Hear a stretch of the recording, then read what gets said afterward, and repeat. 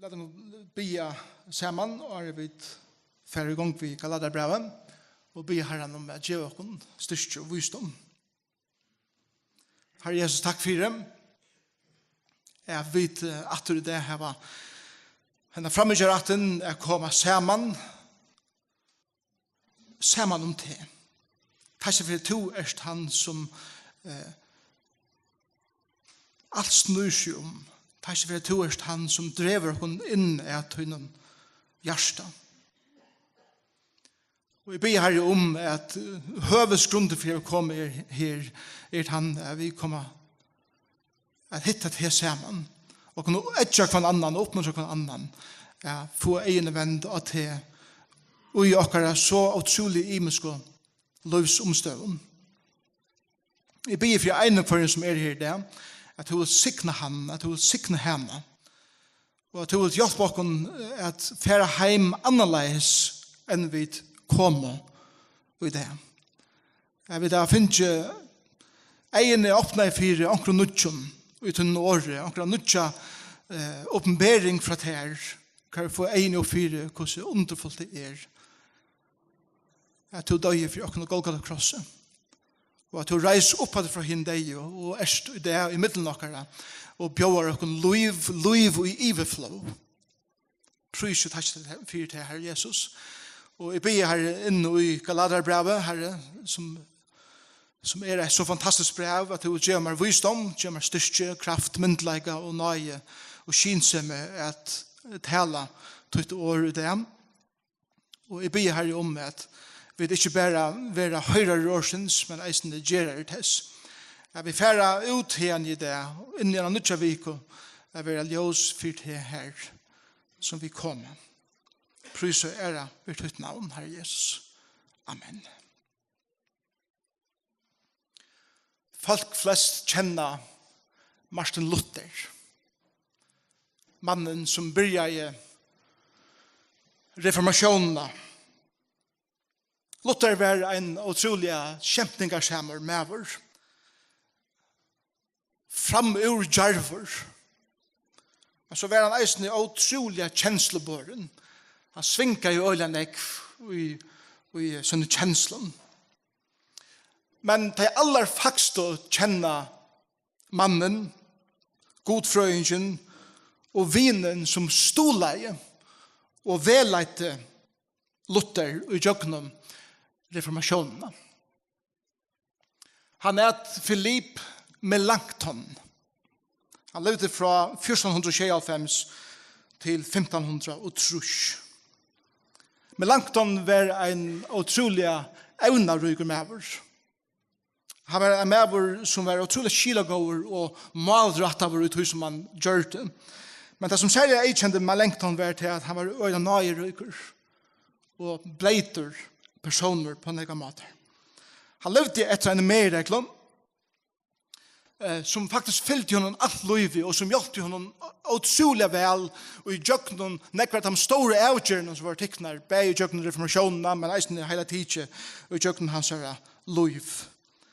Och det var Hendan. Och i tog primära har vi einleika. Och i tog sekundära har vi Frælsi. Men i ödlon har vi kärleika.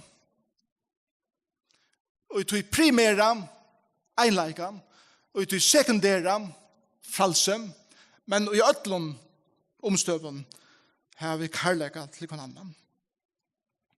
Det var åsamger som kommer inn i akkurat troarliv og eisen samfunnsvirskiftet og eisen i akkurat dagliga gerande sted komma ta över sätta akkurat ekne ahoamal hagre enn det som gagnar ötlun. Og eisen ta vi ikke do skino av hva det er tutninga mykje og hva det er minne tutninga mykje. Ta vi gjerra det som er primært til sekundærst og det som er sekundærst og gjerra det til noe som er primært. Lovlærerne i Galatia hadde gjort det som er sekundærst til noe som er primært. Og det som er primært var blivet ut her av sekundærst. Og tog var Og i sankummen i Galatia, einleikjen bråten, frælse var bonde. Og karleikjen, han var borster på nekka måter. Teir hadde ahua male. Enda male tjahesen her, lovlæren som kommer fra Jerusalem, inn i Galatia, var vi tog fri eia at lure etter de tryggvande. Og at vita hvordan frelst de var i Kristus, vi tog fri eia at sier, ho, det må ikke være så, det må ikke oppføre deg så, det må ikke være så frels, det må dempa deg, og så er. Men særlig at det kom til lærerspurningar, vil der hava at hedningar først blivit til jøder, og er en teikn til å bliva kristen. Og så la gjør det her galatarer til fengar under lemjande lovlæren terra. Det er det som Paulus vidger i Galatiabrævið, og der er vi kommet til annan kapittel, og er for at ta seg i jøkken de første 20 versene. Så la dem slå på Galatiabrævið. Galatiabrævið, kapittel 2, vers 1. Paulus forteller her vujare ferien av kjøen til Jerusalem, og så atter ut i øymørsene, og så nå atter til Jerusalem. 14 år settene, for så atter nian til Jerusalem, minnes det senast, han var først i Jerusalem, da hittet han bare Peter og eisen bror Jesu Jakob. Nå får han nian atter til Jerusalem, 14 år settene. Fleste bibler halter at det er ikke 14 år settene fra at han var først for Jerusalem, men fra at han kom til trygg av Jesus og vennen til Damaskus. Altså 14 år fra at han kom til trygg. For så 18 til Jerusalem, vi Barnabas og tog eisende Titus vi. Jeg får her etter åpenbering, og jeg leier framfyrir her, særlig for henne mest omhildende evangeliet som er predika i mittel hedningarna. Og med måtte renna et leva runde til anses. Men enda ikke Titus som vi mer vær, og som vær grytje, vær tvingavur eller leta seg omskjera. Jeg mener at etterløkna hinnen falske brøren, og jeg hadde snukt seg inn at lure etter frælsi okkara, som vi heva i Kristi Jesu, så tar jeg kunne gjøre okkon til trealer. For i teimen viker vi ikke så mye som en tøyma i etterlatene. Vi kunne sagt en tomma i etterlatene. For jeg sannleggen i evangelien kunne standa fastur tjatikken. Men teir og våre heltene vera neka, hva det våre mer til samme godgjørs mannamun. Jeg sier, henne mest omhildende alle de mer ønske meir. Tversemoter, vers 6, ta er det så at mer var litt opp i hender at hele evangeliet for henne og omskårene. Eins og Petra var litt opp i hender at hele til for henne omskårene. Til han som gav Petra kraft til apostlaversk mittel henne omskårene, gav mer kraft til et samme mittel hedningene. Og ta ut her lærte å kjenne nøyene og i mer verdgiven, gå og Jakob, Kefas og Johannes, som heltene var å være stoler, mer og Barnabas samfelleshånd. Vi skulle fære til hedningene og teir til henne omskårene. Best er vi skulle minnes henne fatøkke, og det har vi eisende just rønt å gjøre. Måtte Herren sikna sitt ord. Det første som jeg tar seg om i det er tøtningren er suttja monen og tøy som er primært da det kommer til lærerne i samkommet og det som er sekundært da det kommer til det som lærerne vivuger i samkommet. Paulus fer nå til Jerusalem atter. Første for han var, så er han ble tryggvande, videre fra senest, han var 3 år ensamadler ved Jesus i øyemørsene, så får han ned til Peter, hittar bare Peter i 15 dager, og helser på Jakob, og legger fram for Peter til evangeliet som han åpenberer for noen, og Peter legger hendene av Paulus sier, hva signa var vi to? Men trobeleisen ble vi av vera i samkommen i Galatia. Og så lovlaren ble vi å komme inn og si, hvis du skal gjøre kristen, heitninger, så måste du bli jøde først. Og Paulus fer nu visen evangelien ned til Jerusalem, til en, som jeg kallar for en privatanfund, bare vi lasslene sjølva i samkommene. En annen funder vi settende, og den funderen omtaler vi i Apostelsund 15, kan det være en allmenner samkommefunder. Hesen meira en privater funder. Han tenker Barnabas vi, der hadde jo hitst, og det var sammen i Antioquia, vi leser alt om det i Apostelsund 11-12, og eisne 13. Nå tenker han Titus vi eisne. Titus var kommet til trygg av Jesus og Jøkken og Paulus. Han var hedninger, og han teker hendan unga mannen, hedningen visser nye til Jerusalem for å vise samkommende jødenen hva Herren gjør, og hvordan han underfullt han frelser eisende hedninger. Og han var nega spent seg videre kan ta med for å gjøre vi Titus til han kommer nye til Jerusalem vi honom. Hvordan sørger vi munen av primæren og sekundæren læren i samkommende?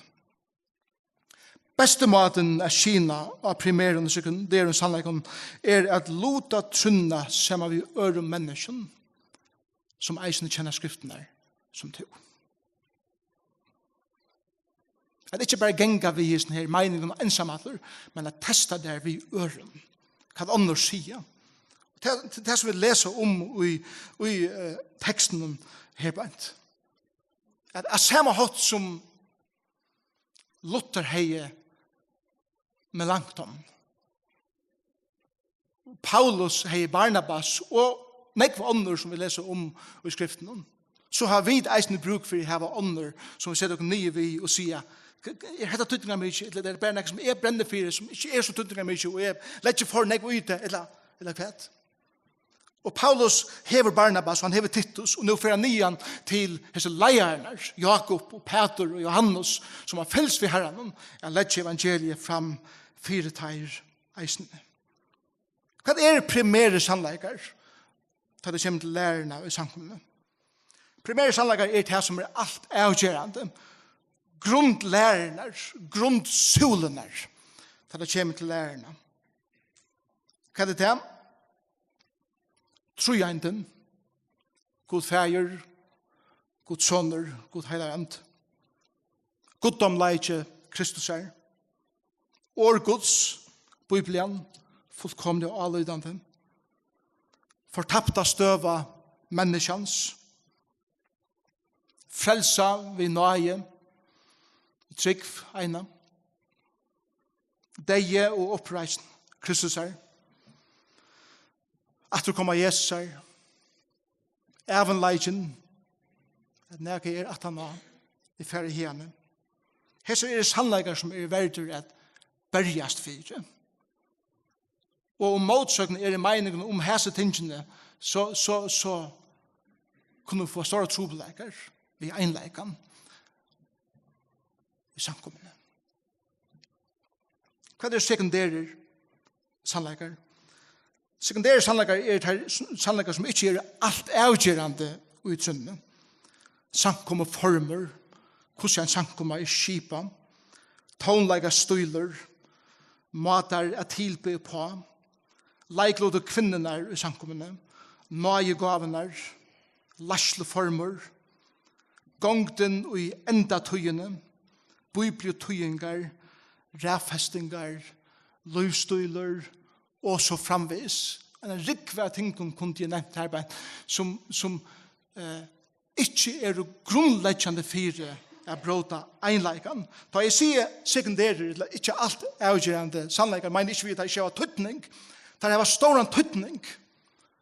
Men dette sannleikar som vi gjør kun øren frælsi, at heva imiskar vinklar og på sannleikar på, og suttja det på imiskar matar, og så vil jeg løyva frælsi at være herbeint, utan at einleisen og samfunnet vi undersykvande skal være bråten. Det det som vi suttja i teksten herbeint. Paulus bergist fire nøgrun som hever vi frelsene å gjøre. Men da det kommer til akkurat kvossi og kvæt, og så videre, så gjør brødrene i Jerusalem Paulus fullkomlig frælsi at predika mittel heidningarna. Så det som sier, hvordan kan du si hva det primært og hva det sekundært? Hvordan vet vi at du har et eller annet som primært, men jeg halte jeg ikke primært, og du sier det ikke primært, og så videre. Store diskusjoner eisende rundt hva det her. Det første det som sier først, how folk så det nye tåsa vi. Det neste öll av okkur færgjøkken tøyer i løyvenen, hver vi brenner så nekk for en sannleika, at alt byrjar at bevega seg rundt tann sannleikan. Og jeg skal være eimjøkken nok til å si at jeg skal slippe snær en tøy. I jøkken kyrkjesøvene heva diskusjoner så nekkar imiska lærer være fram i alle tøyene, som det eisne og okkara døven. Hvordan sutja vi munnen? Jeg skal si noe ting at seg hva tøy brukar Bibelen sjálv på evne? Det godt å spørre. Hva sier Jesus? Jesus sier sjálv vi farserene i Matteus 23 at de gjør det tingene i loven som ikke vi sånn, det andre ting som vi meir. Så Jesus sa tøytningen at det somme sannleggere som viktigere enn ærer. Som primärer og som mer sekundærer. Hva sier kyrkje og samkom og søvann en spørning jeg spør om? Hva sier søvann i okra egna landet? Hvor har vi spørningene i fargen, kunne vi spør om? Hvor tøyer anden bare nå? Jeg vil ta en tøytning i diskusjonen som fører fram. Hva ligger attenfor spørningen?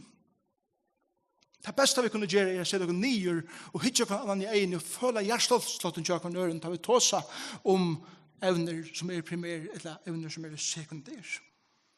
Største trobladje sånn en samkommende fargen der da det kommer til lærerspurninger til at jeg tror at samkommende ikke har sett seg nyer og sagt hette det som vi halda være primært. Hette her vujtja vi ikke fra. Og dette halda være sekundært, og dette kan man ha imiska meninger om. Største grunnen for at samkommer strøyast til at nekfæva ungande just hatta arbeid. Og folk kommer inn ved til møle meningen, og samkommer være slångt fra ene søy til en æra, og så videre. Og i stedet for at settes nyer, som Leslie og samkommer sier, dette det som vi halda viktig for einleikene samkommene, og dette bergas vi fire. Men hese tingene løyva vi at falske og gjøre frælsi at heva imiska meningar om. Det utrolig trupult område, men vi må takla det på andre måter. Og då spør jeg til kjære vinner som her i dag, jeg tog en vin som Luther hei i Melanchthon. Jeg tog en vin som Paulus hei i Barnabas og i Timotheus og Lukas og Øren, som man kan se det så nyer og tåsa om at det er spurninger som det her. Hever to en slik person.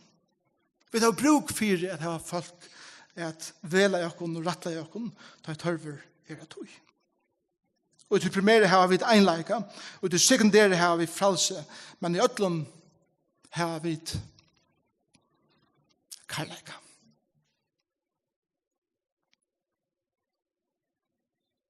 Kærleiken legger ikke ånøye og byrer og ånder. Kærleiken legger ikke ånøye og byrer og ånder, men vil heller hjelpe til ved at lytte og bære sammen vi øren. Det det som vi sier i 3 verset.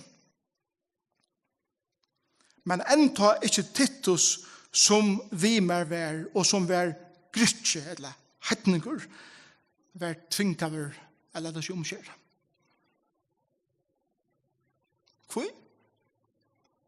Tog at Læsland i Jerusalem innså at omkjøring skulle vi ikke gjøre til primæren sannlega, som lovlærerne var kommet inn eisen i samfunnet av Jerusalem og søtte at du skal gjøre en kristen, så må du lade deg omkjøre og holde Moselov. Og det djarver nok å si vi får ikke legge hese byrene, vi elsker henne mannen, vi ser henne mannen, Paulus er vittne om henne mannen, henne unga mannen, henne hettningen, og vi får ikke nøye han, vi sykker hvordan Herren hever tidlig bostad i hånden, og hvordan hans liv ombrøtt. Og jeg får ikke legge sånne byrer av han. Og i ødelen har vi karlæga. Karlægen gjør at vi ikke kvarne øren at njóta frælse, og eisene at hava imiskar avskåner og undersjonar mig imis ting. Det er å være tålsamer, det er å vise karlæga, det er at løyve øren at hava ære meninger enn jeg hava. De som eimjuk og de som åpen hava unga trobelaga vi hesten her. Erfaringar som og jøkken årene til at da man kommer til diskusjonen med folk, at de som råper herrast, de som langar nevan, smekka nevan i båret, de som mest lukka i. De som mest spensjen. De som kanskje minst grundfest og velj og hugsan til også sannleikar. Men de som åpen og eimjuk og villig at leta meninger komme inn og være villig at brøyde sin egne meninger hvis det nøyut. Det mennesker som førfyrir at elska andre eisene. Lovlæreren i Galatia tar høyt denne jødiske avskåen om kristne trynna. At ein kunne ikke være frelster utan du lette omskjære. For Paulus hatta en primerer spurninger. Hatta hever vi frelse og spurningen gjerra. Det frelsa utan versk, eller det frelsa pluss versk? Hatta en primerer sannleggje. Og Paulus han bakkar ikke så mye som en tøyma, sier teksten for jøkken. Hvor gjør han det? Til hvis han bakke her, så evangeliet vært vanta. Og sank kom han vært vanta. Og vi og det hadde haft en jødisk kristendom. Og vi alle menn hadde vært omskårende. Det er helt Moselov og et møvelig ting. Hvis funten i Jerusalem, bei hesen og en som kommer settene, ikke sette et marska sjæl i herbeint. At dette en primære sannleggje. At ein pjus ikke gjøre stjøte utan du var kristen. Eller fire du var kristen.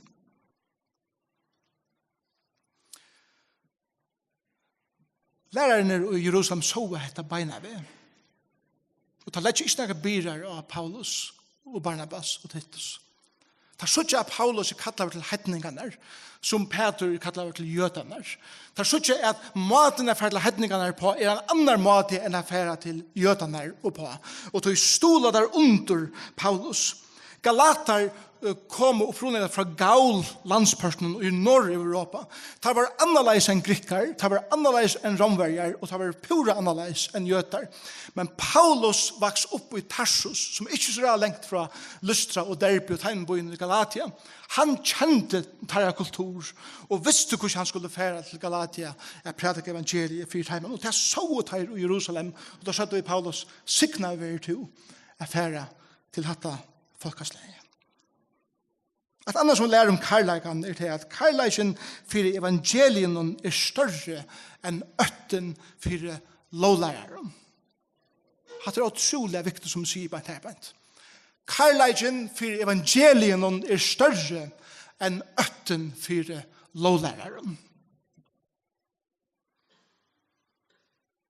Vi tror på alt for latt.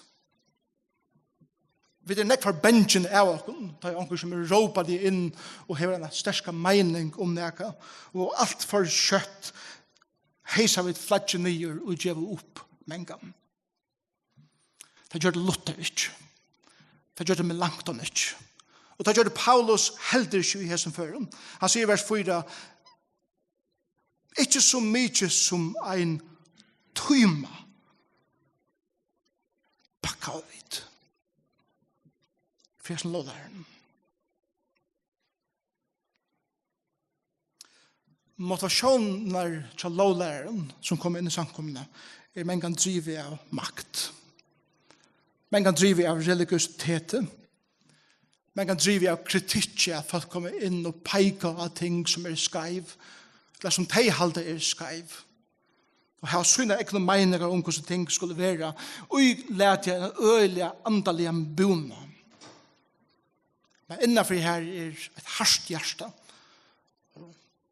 makttroen, og nekvanna. Du bakkar ikke for slukum.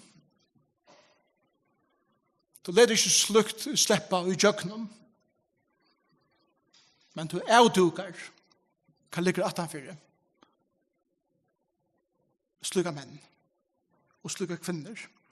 Og det var det som Paulus gjør til her bænt. Primärer og sekundærer sannleikar kunne diskuteras i allar æver. Glöm mig den Hendan som vi upplevde för några år sedan. Vi såg till bors, tjäga av oss om den spårningen ska kvinnan ha hötten ett litet i samkommen åkare.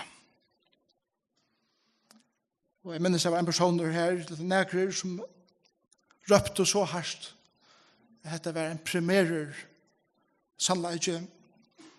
Hvis man veik fra hæsson, så vet man bare fra mer og mer, og det ender bare vi kaos. Jeg minnes en av akkurat trobaren var heima, og han sier ombord sammen vi akkurat. Han reiser seg opp og sier så, de kunne tjekka så nek som de vilja, men stammene her som byggve, spurningen ikke om kvinner skulle ha høtten eller ikke, til her kvart brinka eller ende dekkaver. Tjataimen. Der sitter hållnaknar og høyre årgods, og så sier han, forstiller du hvordan det ser ut sammen som her, at disse hållnakne damene sitter vi hatt i høtten og prysa Jesu. Det var akkurat som at jeg setter ting i perspektiv som her. At det var en ting som vi kunne ha veldig sterske meninger om, og vi halda at hatt en primære sannleik som Bibelen lærer, som galtande for alle stener. Og hvor godt det ikke å få en røntan trobor inn som lever i helt øren kultur, og gjør oss innlitt inn i jeg så ikke månen av hva det primært og hva det sekundært. Det er også om akkurat trobor fra Førjen, som farner ut i fjærskottenland, helt fra Grønlandet til New-Guinea, helt fra Russland til Filipsøsjoner, helt fra Thailand til Venezuela. Det farer ut alle vi samme bådskapen om at Jesus Kristus frelser i heimsens, og ikke annet skal til for at folk skal komme til trygg av Jesus. Men de beveger seg i så utrolig enn jeg imensk om mentanen og bakgrunnen og folkesløven, at maten de kommer inn i evangelien på må lia seg etter hver omstøver og hver en kultur vi livet i. Og vi må eisen skilja at hans sannleikan tar vi beveger oss i akkurat egna ødjon, akkurat egna landet. Og tog det karlæsen for evangelien større enn øtten for lovlæren. Og vi skal tåre å stande opp. Men et annet som vi lærer om karlæken til eisen heter at karlæsen for evangelien leter primære spurningar roa i vårt heimen sekundære. Da så vi i vers 6-8. Men teir i vår hildra veraneka, altså et Larsland i Jerusalem som vi snakker om, teir anlødde okkon ønske meir. Her burde det haft et Amen!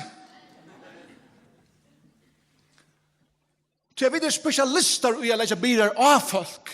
Teir var spesialister til å si hvordan kunne vi litt av så nek som mulig til at det var noen nek å bære i forveien. Og en stor grunn for at folk ikke kommer inn i akkurat samkommet og kyrkjer i akkurat landet er at vi legger biler av folk og i stedet for at litt biler av mennesken. Stått med oss det som Paulus sier her bænt. Etter var noen menn, hver det var kan gjøre mer det samme. God gjør ikke mannamån. Jeg elsker hatt der. Vet oss at hun sier, hatt det Larsland. Hatt det Jógvan. Og Paulus sier, who cares? Om det Jógvan, Larsland, nekker andre. God gjør unga mannamån i samkommende. Ta vi det her, vi har alla möjliga status i våra samhälle. Onker i hövenstarvon och onker i minne starvon och så vidare. Och intögnar tjocken som vi sitter här, det är otroliga imenskar. Men God ger inte mannamon av någon in i här bänt. Vi är ödlöjka. Og tog slå ansa etter at skjedda hver annan på pedestal og så videre, og at börja tilby omkran og ikke annan. Og hvis du kjenner på pedestal, som alle tunne var korsua, var sikkerne verre, lærte og leip nye av honom. Vi har bruk for at vi er mjuk, og suttje er god, gjør ungan mun av mer enn nøkron øren og samkunn. Og det sier Paulus, pura beint, ut her beint. Så ser vi ikke første måter. Altså ikke bare, låt det ikke bære oss, men faktisk tenker det bære av oss vi at bære sammen vimmer. Da det så at mer var litt på henter at hele evangeliefinn, og skår nå, så sier det der, gjør så vel, Herren signe det ut som to er ferden ut av gjøre, og ta lødde ånger og nøye var bærer. Paulus, fantastisk. Det er så viktigt att vara gärliga och jag har troarlövet. Det är så viktigt att hitcha är falske och börja vi att sätta ett 13-tal och hade det några 12-skalen. Ett 12-tal och hade det falske och säga tycker vi på det. Jag tycker vi är god här ett väldigt potential för det här. Hade han väntat hade ju säga nu måste du präkva det först. Nu måste du hatta, nu måste du hitta och så vidare. Det er bedre å være gjerlig og trykke på at Gud kan bruke enda kvann heldre enn at gjøre hit. Jeg sier ikke at det ikke skal gjøres. Se om du skulle ansetter og alt det. Nå er jeg lei akkurat det som jeg sier på en dag. Men det er så ikke balansen på gjøtlenes nær. At han og Karlaken for evangelien retter ut samfunnets hånd. Det er det som sier i vers 9 og 20. Ta det lærte å kjenne nøyen og i mer vergiven. Gå Jakob, Kefas og Peter, og Johannes, som helten var å være stolar, altså ta vårt leiande. Ta gå mer og Barnabas samfellags hånd.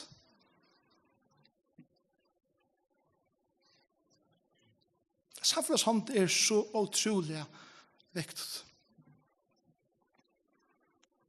Det er at du har sier, jeg vet at det er godt for jeg vet at vi har meninger om noen ting. Vi kjører tingene på imiske måter. Vi har imiske oppfattene. Vi er øyelig imisk. Men jeg stander sammen vidt her. Samfunnshånd er eisende å velge verja nekran. Hvis du er avlåpen av entreprenøren, og jeg vil give deg samfunnshånd, så skal jeg verja det. Og jeg skal bakka det opp. Du skal ha ankeren at dette at du om du vil furter. Jeg skal genga sammen vitt der. Jeg skal rattleie det ta til ferskaiver. Jeg skal tagge til ta det du bruk for å gråta. Jeg skal flenna sammen vitt der ta det du bruk for å flenna. Jeg skal færa sammen vitt der ta det du bruk for å færast. Og jeg skal være stytter sammen vitt der ta det du bruk for å være stytter. Det er samfunnet sånt. Og tar djeva, hese mennene som har fylst ved Jesus i øtles jo ærene. Som kjenner han. Jakob var oppvoksen sammen ved Jesus for at han var smaltronker. Peter, Johannes så Jesus. Levde ved gjennom. Og tar sier Paulus. To er sendt til hetningene som vi er sendt til jødene. Herren signe det ut som du gjerst. Men vi gjør det som vi gjør.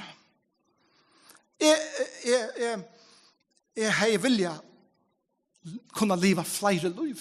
Jeg brenner for så nekvån ting. Men jeg kan bare gjøre etter sen. Men hvordan kan man bliva nega ut seg sjølvan? Hvordan kan jeg bli involvere i mer tjeneste enn jeg for å være i? Til vi har blitt interessert over i livet til øren som tjener. Og stola dem ut som de gjør. Så jeg har om jeg ikke er ute her av fronteren, eller inne her og til rommen, eller ut til tjenesten som folk er i, bokstavliga som de er. Jeg tror jeg det vil gi dem samfunnshånd, og jeg ser meg for dem, og byr for dem, og stoler dem, og jeg vet dem, og så lenge som jeg kan. Så tjener jeg eisen til å tjenest. Og det gjør det her i Jerusalem eisen. Leisland og Jerusalem opp det er her beint. Og jeg har som funnet private funnet ved Paulus, at akkurat tjenester kan være så reellig større enn bare Jerusalem. Vi kunne være vi ut som Jesus sier til enda gjerne vi er ikke samfunnshånd av Paulus som fer og ferast til enda gjerne. Så er det hvordan vi kunne brekka tjenestene i samkomne her, vi har djeva øren samfunnshånd, tar vi til å se hva det er som det brenner for. Hvor er vinnaren? Ødel. Begge Paulus og eisen samkomman i Jerusalem, men mer enn ødel. Legg meg ikke til vers 20. Best er vi skulle minnes henne fatak, og det har vi eisen rønt å gjøre. Så er det. Samfunnshånd gjør det at de som mulig annars hadde vært glemt, få at det som tar min tørver. Vi er imisk, men dette gjør vi sammen. Vi tar oss av teimen fatøk. Har du hørt det her før? Lukas 4. Jesus kommer filtra andan og sier at Herren har kallet meg å kunngjøre evangeliet 4 teimen. Hva? Fatøk. Samfunnshånd. At du har skilja månen av primæren og sekundæren sannleggen og ta seg ikke jøkken til man kommer til her av det stande sammen og isen her.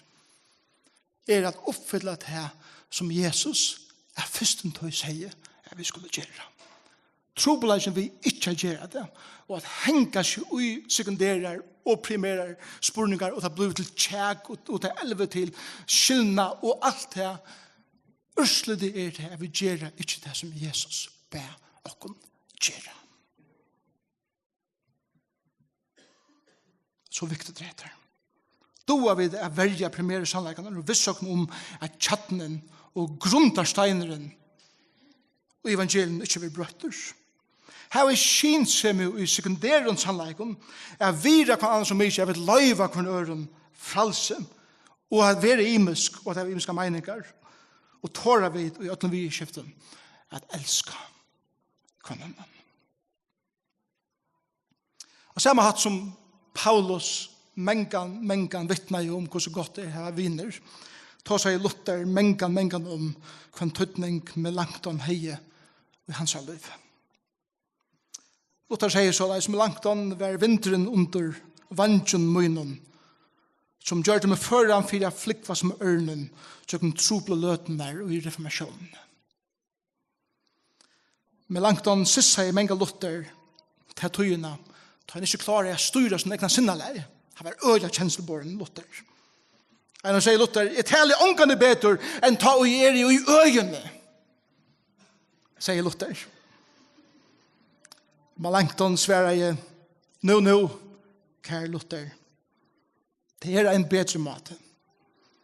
Guds folk høyre at hun taler og negg greiere tar jo årene i uileden samkjensle og nei. Og Luther sier amen. Tjøkken årene har vi lært fra vinen og i samtalen om hos evnene. En rettelig einfallet måte er livet som med langt om. Og det heter, ta i åsemja om av oss spurningar, gjør ta alt fire å skilje motparten. Skil hva motparten kommer fra. Gjør hånden tog å forklare. Vir det. Nummer 2. Om bare parter har tøyende argument, finnes så en vysan midler ved flere velmøveleg. Jeg har sikkert pratet med folk som har haft noen mening om et eller annet i en æra, og da vi var litt å snakke, var det bare kommet til å nødja. Og det gjør kunne være en bedre innleid inn i sannleiken. Nummer 3. Om åsamjan heldur å, vis så tunn ahoa er blå vi er vilja finna en løsning, heldur enn å smekke horna og færre sted. Blå vi og vis ahoan er kommet til en løsning. Nummer 4, men kan åsamjan ikke løsast? Røyne så skiljest utan å være fortjent her. Ta det kommer til det, nei, vi tar imiska mennesker med det, og vi kunne tog ikke tjene sammen. Færd er ikke sunder som fortjenter. Måtte vi tige mer regler som har lengt om inn i akkurat samliv, inn i akkurat samkommer og inn i akkurat samfunnet. Og måtte vi gledst om mennesker som ikke er lyga som vid, som kommer fra øren bakgrunnen, som ikke hugsa som er, om hver teier. Og vi primære har vi et einleika, og vi sekundære har vi frælse, og i ødlom viser vi karleika. En annan sier så, at einleiken stender sånne rønt, tar folk er ser imisk. Frælse stender sånne rønt, tar folk ikke hugsa som er. Og karleiken stender sånne rønt, tar jeg av bestan hoven, er sluta et bond. Da vi enda vi en hending som jeg selv har opplivet, da jeg var i Kina for noen år siden.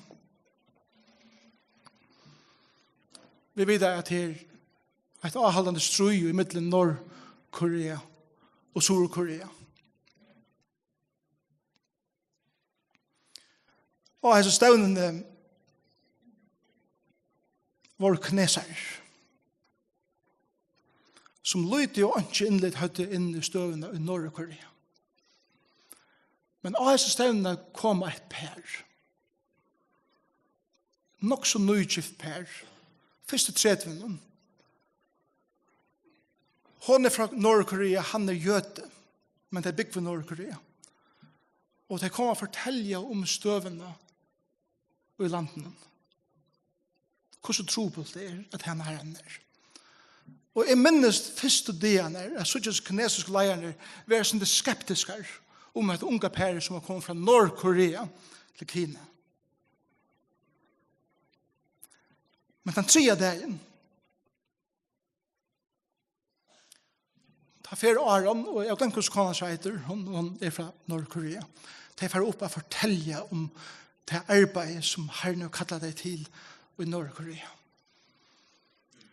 Jeg minns også börjar jeg å fortelle om at han sa en sjån om et svør som var en mynd av åregods som kom i kjøkken øyemørsene. Og øyemørsene var en mynd av andalige støvene i Nord-Korea. Og de börjar fortelle arbeid som de gjør. De börjar fortelle tørven som er i Nord-Korea.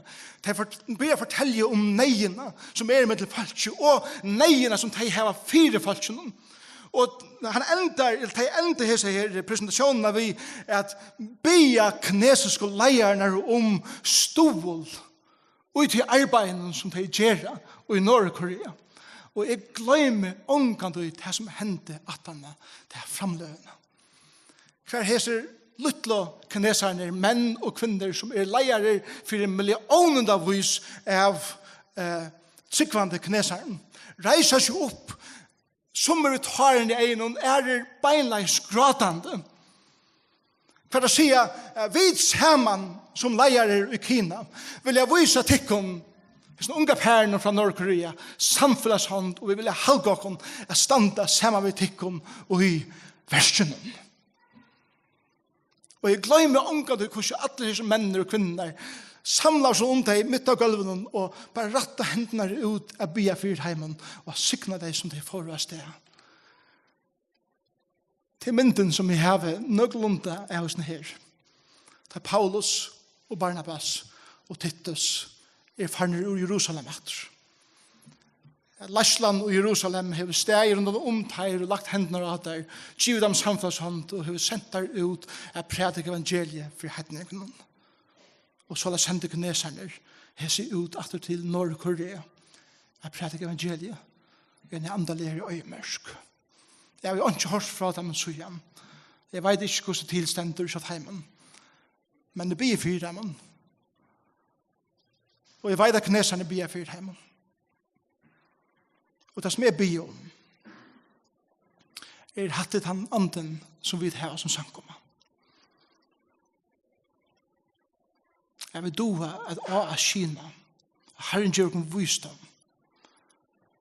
og vi kunne være en sankommer som sankommer i Jerusalem og vi kunne være menn og kvinner som Paulus var som tårer å standa og som tårer å brøytast og som tårer at elska. Jeg skal be sammen.